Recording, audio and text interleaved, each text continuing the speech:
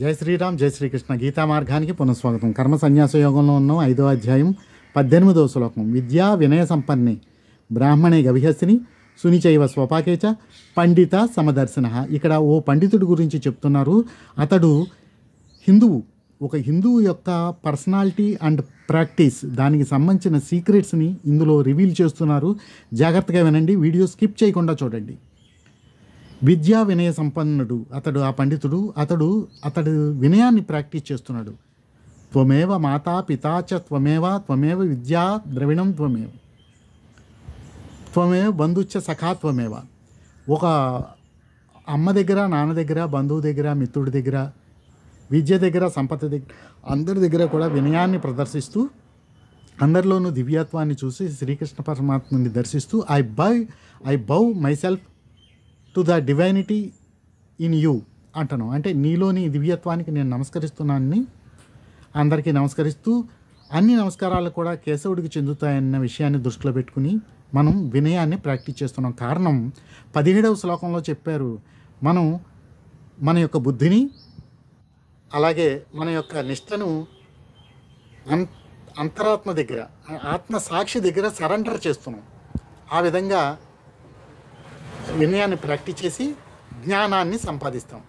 జ్ఞానం కల్మషాన్ని తీసేస్తుంది. జ్ఞాన నిర్ధూత కల్మష 17వ శ్లోకంలోనే ఉంది. ఆ విధంగా కల్మషాన్ని తీసేసి విద్యను సంపాదిస్తున్నాం. అది అలా సంపాదించిన వాడు విద్యా వినయ సంపన్నుడు, 18వ శ్లోకంలో ఉన్నట్టుగా. అయితే ఆ విద్య ఎలాంటి విద్య?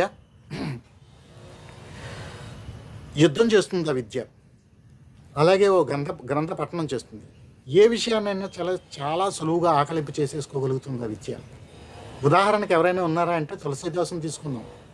సూర్యుడికి భూమికి మధ్యలో ఉన్న దూరం 1,52,00,000 సుమారు కిలోమీటర్లని శాస్త్రవేత్తలు అంచనా కట్టి చెప్పడానికి 200 సంవత్సరాలకు పూర్వం యుగ సహస్ర యోజన పరబాను అని చెప్పారు. అంత దూరం ఖచ్చితంగా 1,52,00,000 కిలోమీటర్ల దూరం ఉందని చెప్పి ఆయన చెప్పారు. అది ఆయన విద్య. అలాగే ఓ ఫ్రెంచ్ డిక్షనరీ దగ్గర పెట్టుకుని ఓ వారం రోజులు స్టడీ చేసి ఫ్రెంచ్ భాషలో అనర్గళంగా మాట్లాడే ఉపన్యాసాలు చెప్పిన స్వామి వివేకానందుల వారు, అది ఆయన విద్య. ఇలాంటి విద్యార్థికులు కోకొల్లలుగా దొరుకుతారు మన ధర్మంలో. ఈ వినయాన్ని ప్రాక్టీస్ చేసి విద్యను పొందినటువంటి ఈ విద్యా వినయ సంపన్నుడు బ్రాహ్మణుణ్ణి, గోవుని, అలాగే ఇతరులని కూడా సమదృష్టితో చూస్తున్నారు. దీని వెనుక ఉన్న సీక్రెట్ ఏంటో తెలుసుకుందాం. ఓ పులి ఎదురుగుండా జింక వచ్చిందనుకోండి, ఆ జింకలో కించిత్తు భయాన్ని చూస్తే పులికి వేటాడాలనిపించి వెళ్ళి చంపి తినేస్తుంది. అదే పులి ఎదురుగుండా ఉన్నటువంటి మేకో, జింకో కించిత్తు భయం కూడా లేకుండా ఉందనుకోండి, ఇది వేటాడడం మర్చిపోతుంది. అలాగే ఈ పండితుడి దగ్గరికి సమీపించినటువంటి క్రూర మృగాలు కానీ, పక్షులు కానీ, పశుపక్షాదులు కానీ వాటిని భయపెట్టాల్సిన లేదా వాటికి భయపడాల్సిన సంస్కారాలు ఈ మునిలో లేవు, ఈ పండితుడిలో లేవు. ఎందుకంటే సంస్కారాలు శుద్ధమైపోయి ఉన్నాయి. అప్పుడు ఈ పులి కానీ లేకపోతే ఆ కుందేలు కానీ తమ సంస్కారాలతో క్రాస్ చెక్ చేసుకున్నప్పుడు అది శత్రువా మిత్రుడా అని అంచనాకు దొరకకుండా అది ఒక దివ్యత్వం అని అర్థం చేసుకుని అక్కడ మ్యూట్లోకి వెళ్ళిపోతాయి.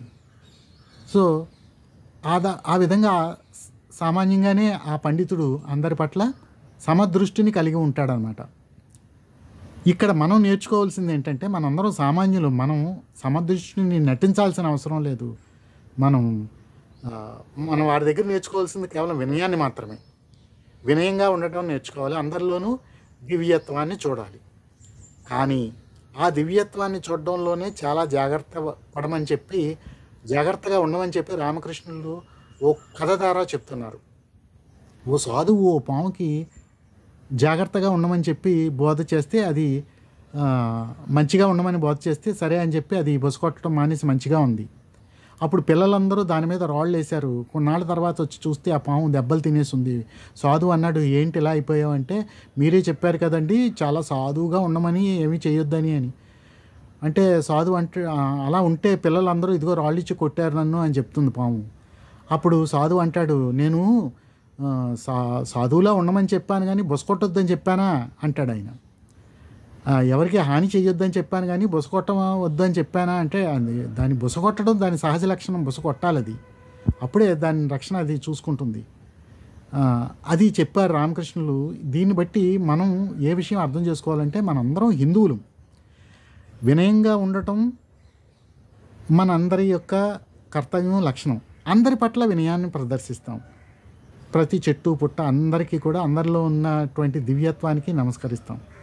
కానీ అదే పాము ఒక విషసర్పం గడప బయట దూరంగా ఉంటే, ఎక్కడో ఉంటే దాంట్లో ఉన్న డివైనిటీని చూస్తాం.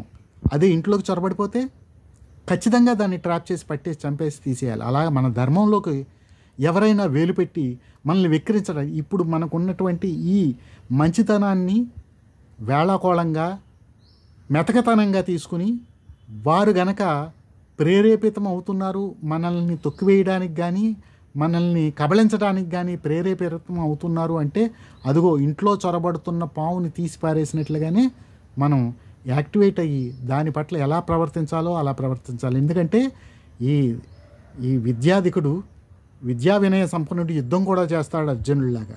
కాబట్టి ఆ విషయాన్ని దృష్టిలో పెట్టుకుని మెతకతనాన్ని మంచితనంగా భావన చేయకుండా మంచితనాన్ని మంచితనంగానే గుర్తించే శక్తిని మనకి ఇవ్వాలని కృష్ణ పరమాత్ముని వేడుకుంటూ, జై శ్రీరామ్, జై శ్రీకృష్ణ.